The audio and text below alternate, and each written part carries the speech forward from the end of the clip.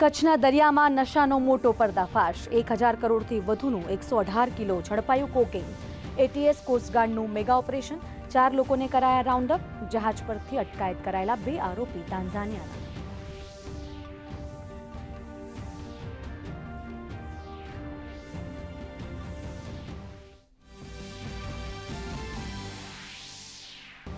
રાજ્ય સરકારનો ખેડૂત હિતલક્ષી નિર્ણય મુખ્યમંત્રી પાક સંગ્રહ સ્ટ્રક્ચર યોજનાના વ્યાપ અને સહાયમાં વધારાને કેબિનેટની મંજૂરી ખેડૂતોને ફેન્સિંગ બનાવવા પ્રતિ ફૂટ 200 ને બદલે અપાશે 300 રૂપિયા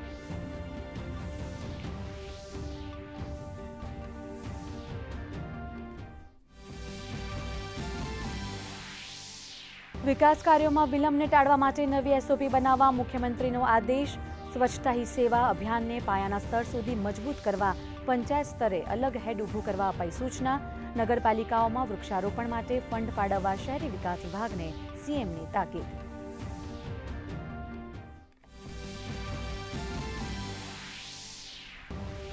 ગુજરાત સહિત દેશમાં ઇબોલા વાયરસનો એક પણ કેસ નહીં આરોગ્ય મંત્રી પ્રફુલ પાનશેરિયાની સ્પષ્ટતા આફ્રિકાના કોંગોથી આવેલા 37 વર્ષીય નાગરિકને અગમચેતીના પગલે અમદાવાદ સિવિલ હોસ્પિટલના સ્પેશિયલ ઇબોલા વોર્ડમાં કરાયા ક્વોરન્ટાઇન લોકોને અફવાઓ ઉપર ધ્યાન ન આપવા આરોગ્ય મંત્રીની અપીલ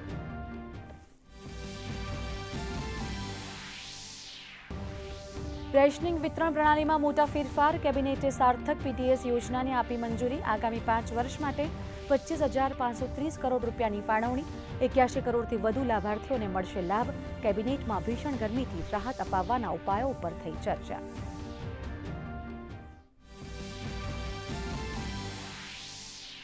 એસઆઈઆરને સુપ્રીમ કોર્ટની મંજૂરી એસઆઈઆર સામેની તમામ અરજીઓ ફગાવી કહ્યું ચૂંટણી પંચ પાસે એસઆઈઆર હાથ ધરવાનો સંપૂર્ણ કાનૂની અધિકાર મતદાર યાદીને અપડેટ કરવું એ સ્વતંત્ર અને નિષ્પક્ષ ચૂંટણીની ગણાવી અનિવાર્ય શરત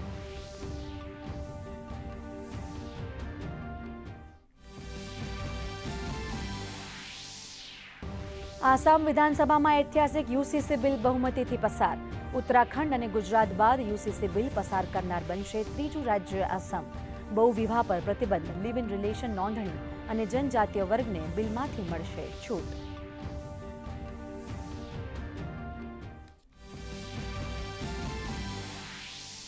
રાજ્યમાં 3 દિવસ ગરમીનો પ્રકોપ રહેશે યથાવત 30 મેથી 2 જૂન દરમિયાન વાતાવરણમાં આવશે પલટો 30 મેથી 1 જૂન સુધી રાજ્યના વિવિધ ભાગોમાં વીજળીના કડાકા અને પવન સાથે વરસાદની વકી